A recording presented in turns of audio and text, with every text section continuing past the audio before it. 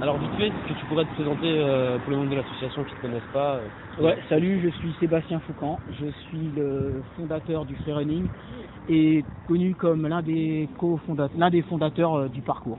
D'accord. Donc tu bouges où principalement en ce moment? Qu'est-ce que tu fais Principalement, là actuellement maintenant, je bouge sur Evry. En règle générale, j'essaie de bouger un peu partout. Alors, très facilement, parce que je suis obligé de te poser la question quand même, c'est normal, c'est ce que je la pose à tout le monde. La pratique pour toi en France, qu'est-ce que tu peux en dire? C'est-à-dire, c'est pas. Est-ce que tu peux être plus précis? Qu'est-ce que tu penses du parcours du freerunning en France? Je peux en penser que du bien. Maintenant, il n'y a pas une grande visibilité par rapport à ce qui se fait à l'étranger. C'est pas assez représenté, en fait, je veux dire. Ouais.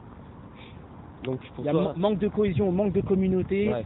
Manque d'énergie en fait positive, représentative, si je peux dire ça comme ça. Et ça se propage dans les autres pays ou c'est propre aux Français plutôt? Ça c'est propre aux Français, mais je pense, ça c'est ma petite idée, je pense que c'est dû au fait que la discipline a commencé ici et que c'est peut-être aussi de la faute des fondateurs, hein, mais je pense que c'est dû au fait qu'on s'est mis dans une bulle et qu'on s'est un peu comment je pourrais ça, c'est devenu un peu secret, un peu j'ai envie de plus parler, j'ai plus envie de dire rien à personne. Et en fait dû à ça, je pense que ça n'a pas fait une grosse éclosion ici en France. Mais aussi je peux dire aussi qu'au niveau de l'État, c'est pas super. Au niveau des institutions en fait, je veux dire.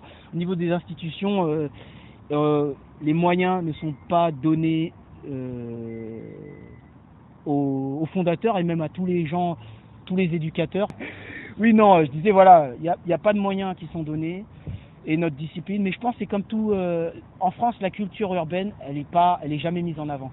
Et l'exemple, il est clair, si on regarde la culture hip-hop, le breakdance, tout ça, le skateboard, le surf et tout ça, tous ces trucs-là, c'est encore vu comme un truc pas reconnu, quoi. C'est pas reconnu, voilà.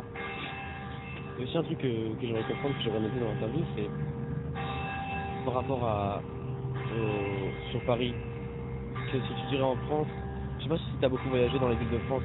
Oui, attendez, on va plus aller là-bas, parce que là c'est les fontaines, et je sais pas pourquoi il y a un truc qui me dit, tiens, si les allume d'un coup, ça n'aura pas l'air con. Je sais pas si tu as beaucoup bougé en France, dans les villes de France. Pas beaucoup. Donc tu peux pas, c'est pas ça sert à rien que je te pose des questions sur... Si, tu peux, hein, parce que vas-y, tu peux toujours, on sait jamais. Est-ce que tu considères le travail fait par les associations comme bénéfique pour... Ah, carrément, carrément. Je pense que, en fait, le travail des associations, c'est toujours bénéfique.